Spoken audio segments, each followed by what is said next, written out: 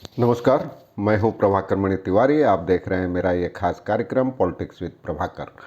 आप जानते हैं बीरभूम हिंसा के मामले पर पश्चिम बंगाल में सियासत लगातार तेज हो रही है। सोमवार को विधानसभा में अभूतपूर्व मारपीट हुई सत्तारूढ़ टीएमसी और बीजेपी विधायकों के बीच। इस आरोप में बीजेपी के 5 विधायकों को निलंबित कर दिया गया है। इसके बाद भी यह विवाद थमने का नाम नहीं ले रहा है। आज ममता बनर्जी ने गैर कांग्रेसी मुख्यमंत्रियों को चिट्ठी लिखी, माफ़ कीजिएगा, गैर बीजेपी शासित राज्यों के मुख्यमंत्रियों को पत्र भेजा और केंद्र की कथित नीतियों के खिलाफ एकजुट होने की अपील की। दूसरी ओर राज्यपाल जगदीप धनखड़, जो लगातार सरकार पे हमले करते रहे हैं, उन्होंने आज फिर एक पत्र भेजा मुख्यमंत्री को और उसमें कहा कि मुख्यमंत्री को हिंसा और उसके बाद उपजी स्थिति पर बातचीत के लिए शीघ्र ही राजभवन आकर उनसे मुलाकात करनी चाहिए। दूसरी ओर उत्तर बंगाल के दौरे पर गई ममता बनर्जी भी लगातार बीजेपी और उसकी कथित जन विरोधी नीतियों पर, केंद्र की कथित जन विरोधी नीतियों के मुद्दे पर लगातार हमले कर रही है। उन्होंने दार्जिलिंग के नेताओं को लड्डू नहीं खाने की सलाह दी है। ये तो कल से यानी सोमवार से आज तक राजनीति काफ़ी गर्मा गई है। उधर सीबीआई की जांच चल रही है अदालत के निर्देश पर बीरभूम हिंसा मामले की। पहले 8 लोग मारे गए थे आगजनी में। एक महिला जो घायल थी गंभीर रूप से, उसने भी दम तोड़ दिया है, तो कुल 9 लोगों की मौत हो चुकी है। अभी बताऊंगा विस्तार से, देखिए आखिर तक रिपोर्ट क्या क्या हो रहा है, क्या क्या हुआ है, तो देखिए आखिर तक। जैसे तो चैनल को सब्सक्राइब करें, मित्रों परिजनों से शेयर करें और घंटी का निशान भी दबा दें।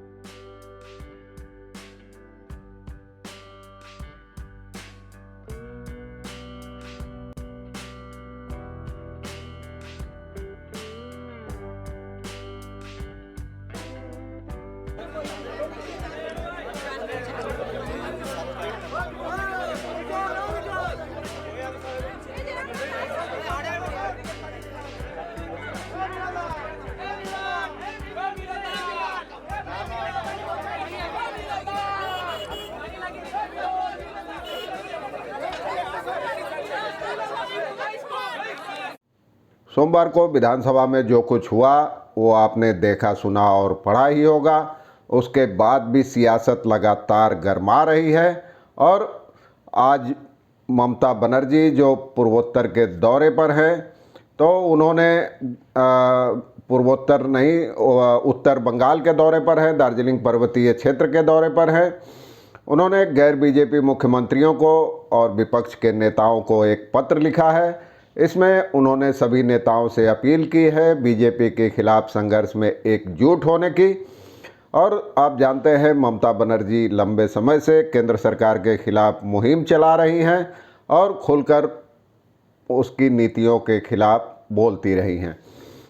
राज्यपाल जगदीप धनखड़ के साथ भी उनके रिश्ते तनावपूर्ण रहे हैं। राज्यपाल पर आरोप लगाती रही हैं कि वे केंद्र के निर्देश पर राज्य सरकार के कामकाज में दखल देते हैं। इससे पहले भी ममता ने तमिलनाडु के मुख्यमंत्री और तेलंगाना के मुख्यमंत्री से संपर्क किया था। उन्होंने अपने ताज़ा पत्र में लिखा है कि बीजेपी की केंद्र सरकार ईडी, सीबीआई और इनकम टैक्स जैसी केंद्रीय एजेंसियों का दुरुपयोग राजनीतिक बदले की भावना से कर रही है। उन्होंने विपक्षी नेताओं और मुख्यमंत्रियों से अपील की है कि वे बीजेपी के इस कदम का विरोध करें।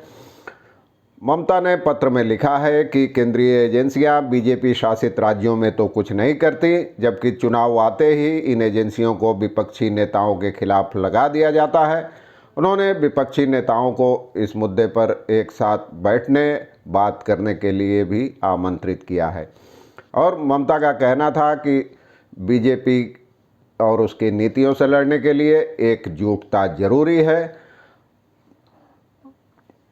इस बीच बीजेपी ने ममता के इस पत्र पर तंज किया है।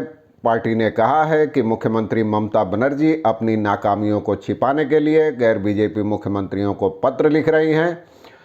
बीजेपी ने बीरभूम हिंसा का जिक्र किया और कहा कि राज्य में लोकतंत्र की हत्या हो रही है और लगातार ऐसी हालत है, कानून व्यवस्था की स्थिति ढह गई है। दूसरी ओर कांग्रेस ने भी इसकी आलोचना की है। कांग्रेस अध्यक्ष अधीर रंजन चौधरी ने मुख्यमंत्री के बयान पर सवाल उठाए हैं। उनका कहना था कि ममता बनर्जी लगातार बयान बदलती रहती हैं, इसलिए उन पर भरोसा करना उचित नहीं होगा। और अधीर रंजन चौधरी आप जानते हैं ममता के कट्टर आलोचकों में शामिल हैं। इससे पहले भी बीरभूम हिंसा पर उन्होंने ममता बनर्जी को निशाने पर लिया था। एनआरसी के मुद्दे पर उन्होंने ममता और बीजेपी में साठगांठ का आरोप लगाया था।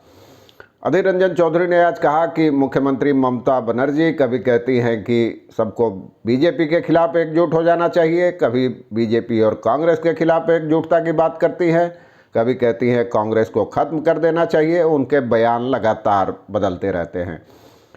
उन्होंने आरोप लगाते हुए कहा था कि एक तरफ बीरभूम हिंसा को लेकर बंगाल जल रहा है, दूसरी ओर ममता बनर्जी पर्वतीय इलाके में छुट्टियां मनाने गई हैं।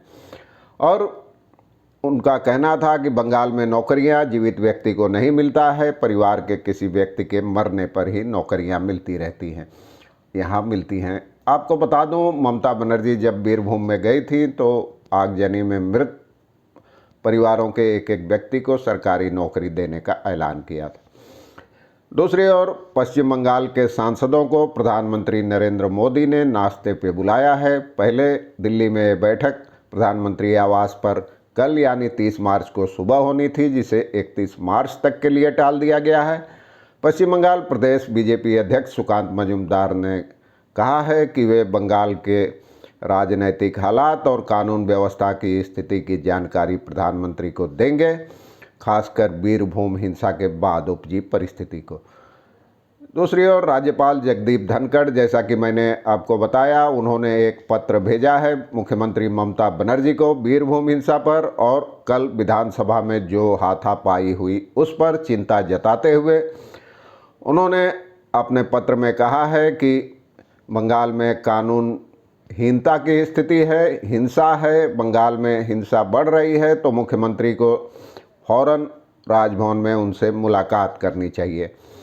और उनका कहना था कि बीरभूम हिंसा के मुद्दे पर ही जो विवाद बढ़ा उसकी आंच विधानसभा तक पहुंच गई और वहां भी हाथापाई हुई, जो किसी लिहाज से सही नहीं कहा जा सकता। और कल की हाथापाई के बाद विधानसभा अध्यक्ष ने जिन 5 बीजेपी विधायकों को निलंबित किया है उनमें विपक्ष के नेता शुभेंदु अधिकारी भी हैं। तृणमूल कांग्रेस नेताओं का आरोप है कि शुभेंदु के उकसावे पर ही सारी गड़बड़ी शुरू हुई, बवाल शुरू हुआ।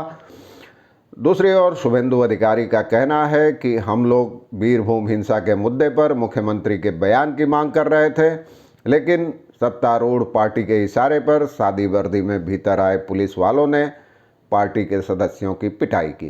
तो आरोप प्रत्यारोप का दौर लगातार तेज हो रहा है। जहां जिसकी चल रही है वहां वो हमले कर रहा है। इस बीच ममता बनर्जी ने आज दार्जिलिंग में स्थानीय राजनेताओं के साथ बैठक की और उन्होंने केंद्र पर तंज कसते हुए कहा कि स्थानीय नेताओं को दिल्ली का लड्डू नहीं खाना चाहिए। उनका कहना था कि गैस के दाम बढ़ गए हैं, लेकिन पेट्रोल की कीमतें लगातार बढ़ रही हैं लगभग रोजाना, लेकिन वो लोग खुद ही आग लगाते हैं, खुद ही बदनाम करते हैं। और यूपी में जीते हुए 1 महीना भी नहीं हुआ, लेकिन 7 बार पेट्रोल की कीमतें बढ़ गई।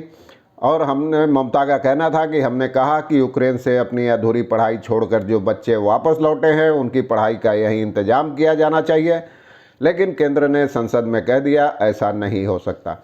आरोप प्रत्यारोप का दौर चल रहा है। बीरभूम हिंसा के मुद्दे पर सीबीआई जांच अपनी गति से चल रही है। आरोप प्रत्यारोप और सियासत अपनी गति से लगातार तेज हो रही है। आज के लिए बस इतना ही। धन्यवाद, नमस्कार।